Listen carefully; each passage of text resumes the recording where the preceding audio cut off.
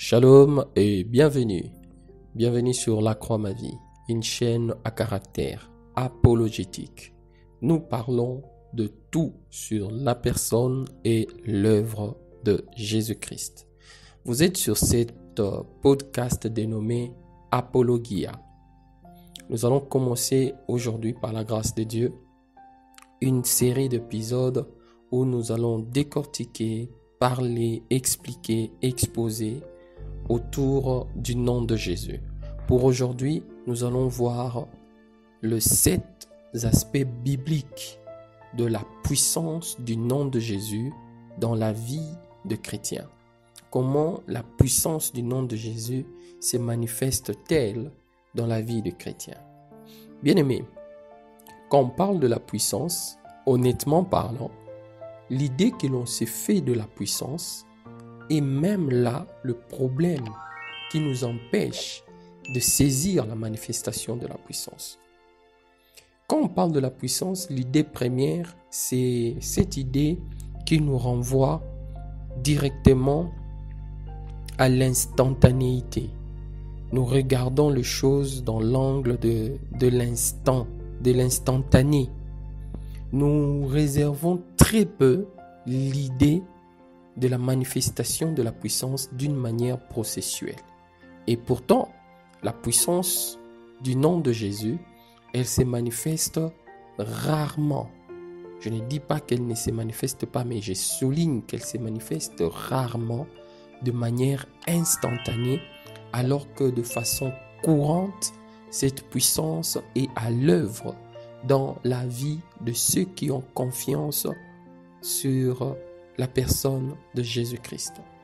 Je vous partage dans ce podcast 7 aspects bibliques de la puissance du nom de Jésus. Le premier aspect, c'est relatif au salut et le pardon du péché. La puissance qui est dans le nom de Jésus se manifeste par le fait que lorsqu'on invoque le nom de Jésus, nous sommes sauvés et nos péchés sont pardonnés. Bien-aimés, le salut, la Bible le déclare, la Bible le dit, la Bible le rappelle, que le salut n'est possible que en Jésus. Le salut n'est possible que en Jésus. J'ouvre avec vous la Bible dans Acte 4, le verset 12e. C'était le tout premier verset que j'ai eu la grâce de mémoriser au début de ma marche chrétienne. La Bible dit ceci: il n'y a de salut en aucun autre, car il n'y a sous les ciels aucun autre nom qui ait été donné aux hommes par lequel nous devions être sauvés. Voyez-vous, bien-aimés, il n'y a de salut que dans le nom de Jésus.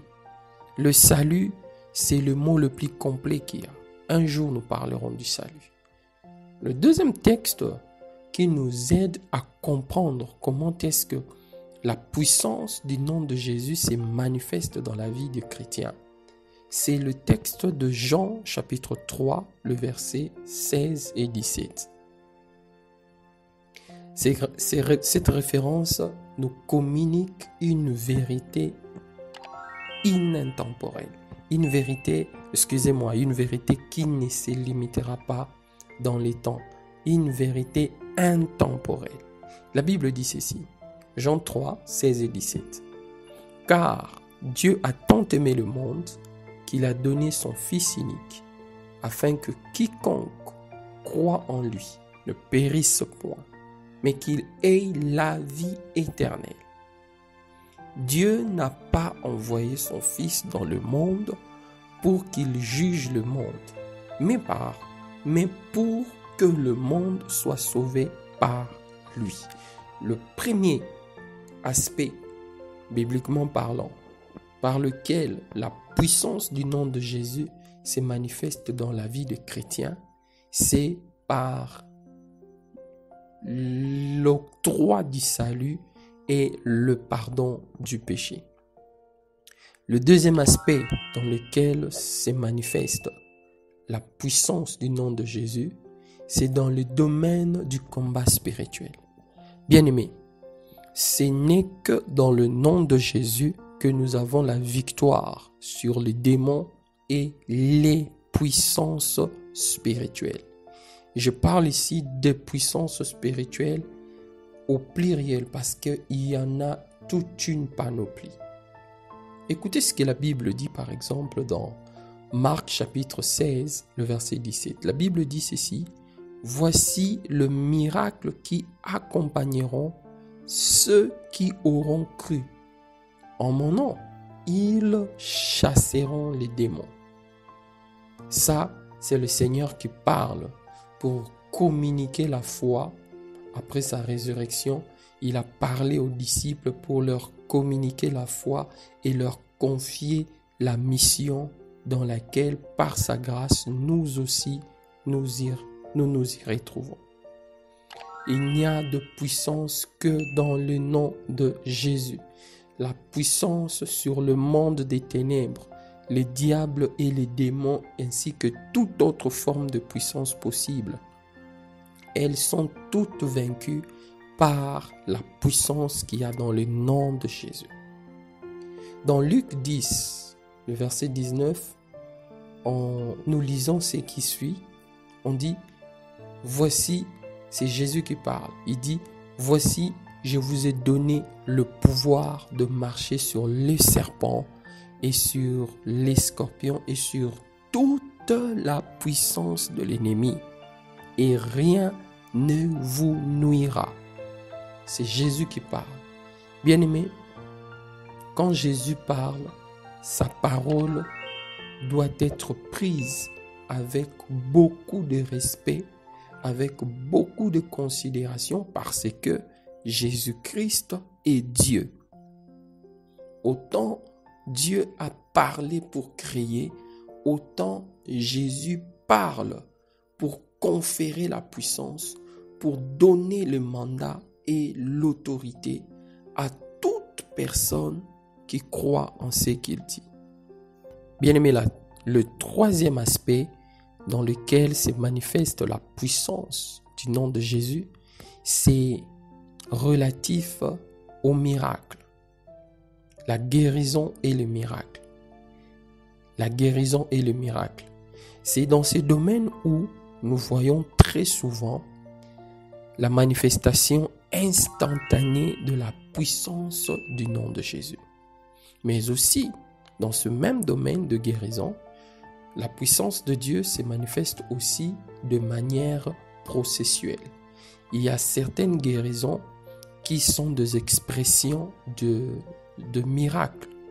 Mais il y a aussi certaines guérisons qui prennent place, qui se déclenchent, qui se matérialisent par un processus de guérison.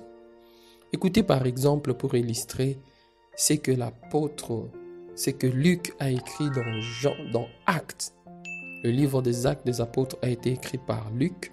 Il dit ceci dans Acte 3, le verset 6 et 7. Pierre lui dit, « Je n'ai ni argent ni or, mais ce que j'ai, je te le donne. Au nom de Jésus-Christ de Nazareth, lève-toi et marche. » Et il le prit par la main droite et le leva, et à l'instant, ses pieds et ses chevilles devinrent fermes. Voilà une illustration, comme je le disais tantôt, de la manifestation instantanée de la puissance du nom de Jésus. L'apôtre Pierre, ici c'est le cas, c'est l'histoire de ce paralytique qu'on déposait à la porte du temple appelé la Belle, le jour de la guérison de ces paralytiques. L'apôtre Pierre a prié au nom de Jésus-Christ et instantanément, la personne perclue de jambes a retrouvé l'usage de ses jambes instantanément. Et dans Jacques chapitre 5, le verset 14 et 15, l'apôtre Jacques nous montre un autre aspect. Le deuxième aspect, si vous voulez bien, le premier aspect que nous avons vu, c'est la manifestation instantanée de la puissance du nom de Jésus par la guérison et les miracles. Dans Jacques 5, 14 à 15, nous voyons l'apôtre expliquer comment est-ce que cette même puissance prend une forme processuelle dans sa manifestation. Il dit ceci: quelqu'un parmi vous est-il malade? Qu'il appelle les anciens de l'Église et qu'il prie pour lui en loignant d'huile au nom de Jésus. La prière de la foi sauvera le malade et le Seigneur le relèvera. Et s'il a commis des péchés, il lui sera pardonné. Vous voyez, ici le caractère de la manifestation processuelle de la puissance du nom de Jésus est démontré par le verbe. Le verbe sauver est conjugué au futur. Le verbe relever est aussi conjugué au futur. Ça montre que on va prier pour toi, mais la guérison va s'installer graduellement.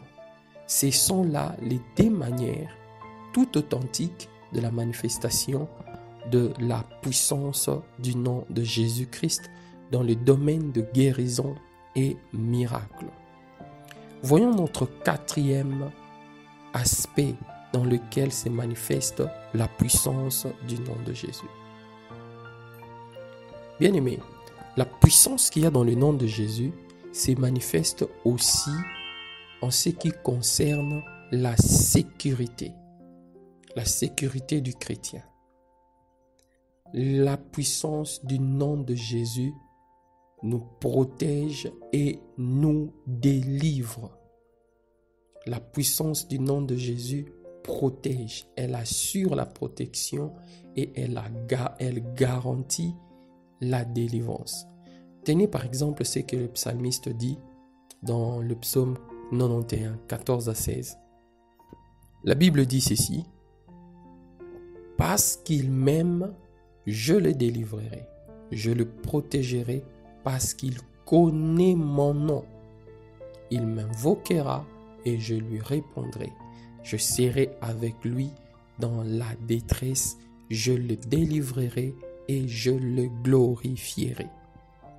Voyez-vous, c'est une prophétie qui parlait de la manière dont Dieu marcherait avec ceux qui auront la grâce de placer en Dieu leur confiance. Et ici, on parle de Dieu. Jésus-Christ est Dieu.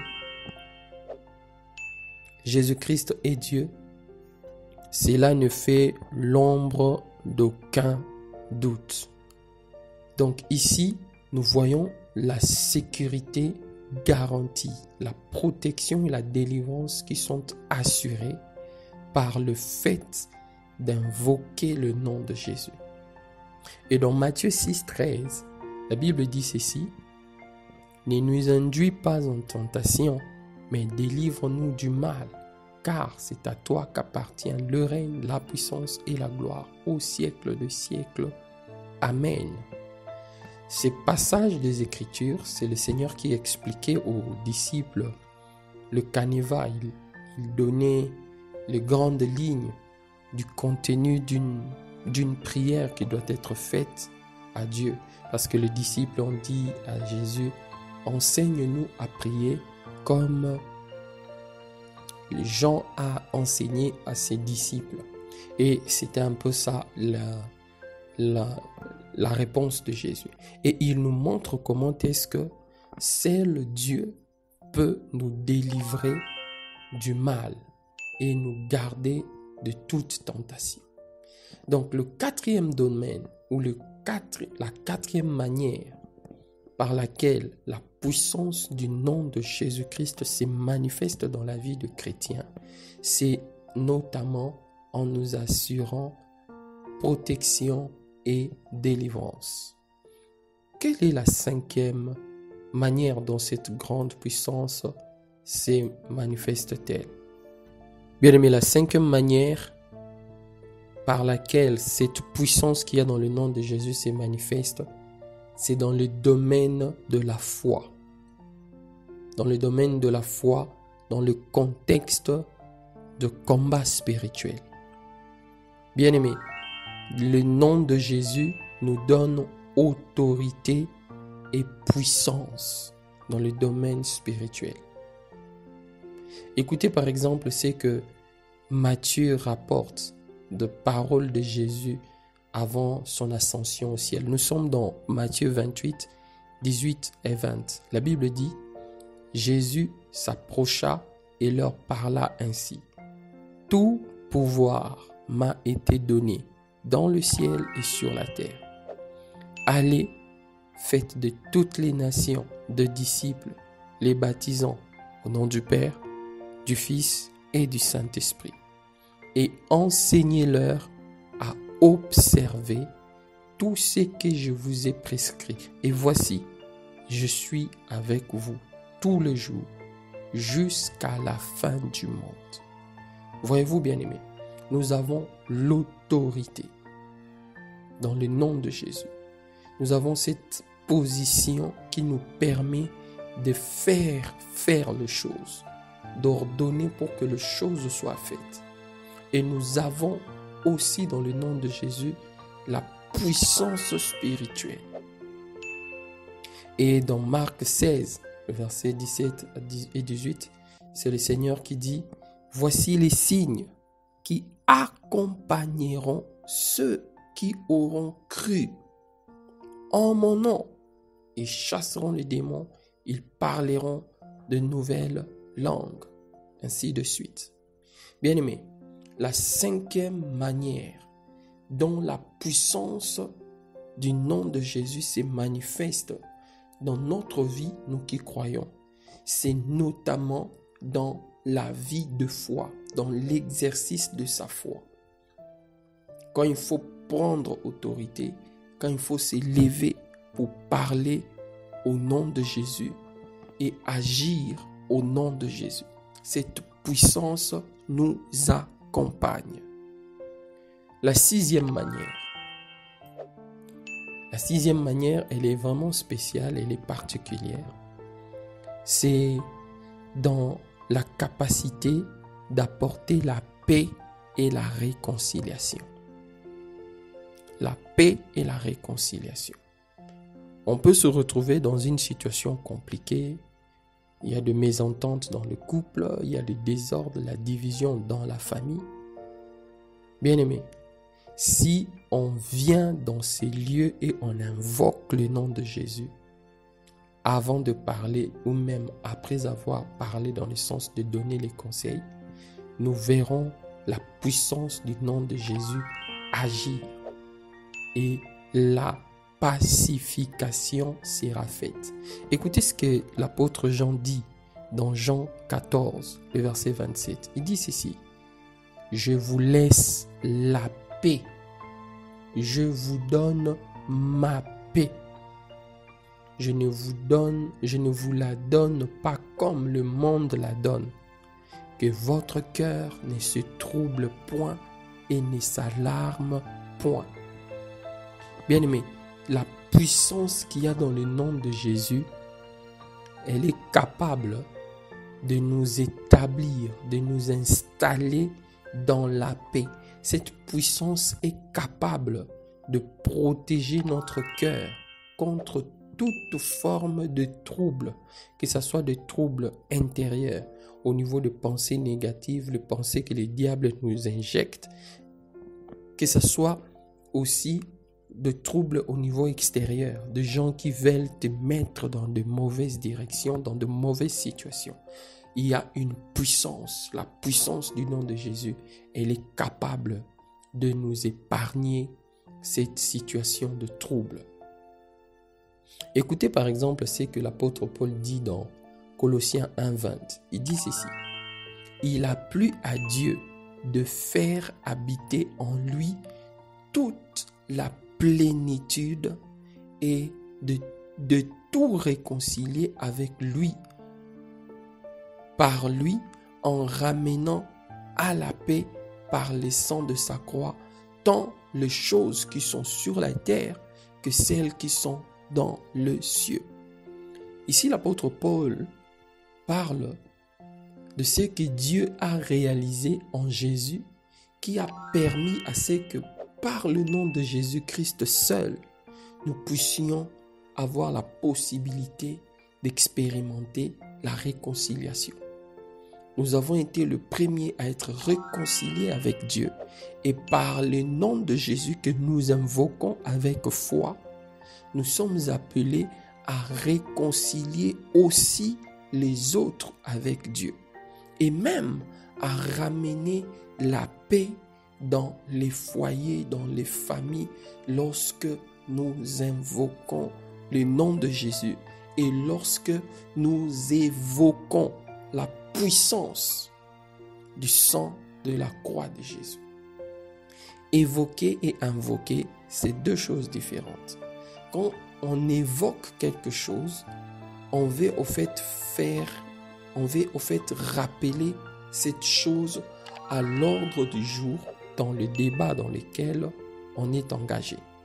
Donc ici, évoquer le sang de la croix de Jésus, c'est rappeler à Dieu, c'est amener Dieu à se rappeler ou à considérer la puissance ou les bénéfices du sang de la croix de Jésus par rapport à la situation dans laquelle on s'est retrouvé. C'était la 6e manière par laquelle la puissance du nom de Jésus se manifeste dans la vie de chrétien. Nous allons chuter avec cette dernière manière. La 7e manière par laquelle la puissance du nom de Jésus se manifeste dans la vie de chrétien, bien-aimé, c'est en produisant dans le chrétien, l'espérance de la vie éternelle. Alléluia. Je voudrais vous ramener à considérer un aspect de choses. Avant Jésus, personne n'avait réussi à planter dans notre cœur l'espérance de la vie éternelle. De quoi je parle? Qu'est-ce que signifie la vie éternelle? Bien-aimés, retenons ceci. C'est que de la manière dont Dieu nous a créés pour exister éternellement. Mais il y a une nuance entre exister éternellement et vivre éternellement. La nuance, c'est laquelle? Tout ce qui a été créé, ça a été créé pour un but. Ainsi donc, vivre ne signifierait rien d'autre que atteindre le but pour lequel nous avons été créés. Nous avons été créés pour faire la joie de Dieu. Cela est écrit. Dieu nous a créés pour son plaisir. Le plaisir de Dieu, c'est lequel? C'est de nous voir l'adorer sans cesse. Un peu comme les anges le font. Voyez-vous? C'est ça le plaisir de Dieu. Or, pour parvenir à adorer Dieu sans cesse, il faille commencer à être en Christ déjà maintenant de notre vivant. Il faille choisir pour Jésus-Christ de notre vivant. Pourquoi? Parce que la Bible le dit dans Hébreux 9, 27, que après la mort, ce qui viendra, c'est le jugement. Ce qui viendra après la mort, ce ne sera pas la possibilité de faire un quelconque choix. Non, le choix s'est fait maintenant. Et ainsi, lorsque l'on traverse la frontière du temps avec la foi en Jésus, cela fera que nous allons nous retrouver en Jésus parce que c'est l'unique manière de se retrouver en Jésus. Et en se retrouvant là en Jésus, nous aurons la possibilité de louer Dieu, de l'adorer. Ainsi, nous serons en train de faire ce pourquoi nous avons été créés, d'où nous serons en train de vivre. Cependant, exister éternellement, c'est finir dans une position qui n'a pas été nôtre. Pour bien faire comprendre ce que j'ai dit, je vous donne l'exemple de l'arbre et du bois. L'arbre a été créé pour purifier l'air. Mais quand l'arbre devient du bois, l'arbre peut exister sous la forme d'une chaise, sous la forme d'une table, sous la forme d'une porte ou d'un quelconque meuble meublant. Mais au départ, la création de l'arbre n'était pas de finir chaise, bois ou table, c'était de purifier l'air et de produire la nourriture pour l'homme. Voyez-vous, c'est un peu ce qui se passera pour ceux qui se retrouveront en enfer. En enfer, ça sera un peu comme... Pas que ça sera un peu, ça sera la position que Dieu n'a pas voulu pour l'homme. Cela est écrit. Cela est écrit dans le livre de Matthieu. C'est le Seigneur qui parle. Il dira à d'autres, allez en enfer, là où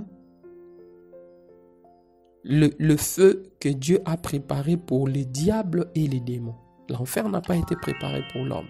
Donc ceux qui finiront malgré Dieu et malheureusement en enfer, ils seront en train d'exister, mais pas de vivre. Donc, la 7e manière par laquelle la puissance du nom de Jésus se manifeste dans la vie du chrétien, c'est en produisant et en entretenant en nous l'espérance d'une vie éternelle, de la vie éternelle. Je vais conclure avec ce que Pierre dit dans 1 Pierre 1, 3, 4 et 5. La Bible dit ceci. Béni soit Dieu, le Père de notre Seigneur Jésus-Christ, qui, selon sa grande miséricorde, nous a régénérés pour une espérance vivante par la résurrection de Jésus-Christ d'entre les morts, pour un héritage impérissable, incorruptible et inaltérable, réservé dans le cieux. Voyez-vous, bien-aimés, c'était les 7 manières par lesquelles la puissance du nom de Jésus se manifeste dans la vie du chrétien. Je me ferai le plaisir de lire vos questions s'il y en a dans la barre de commentaires.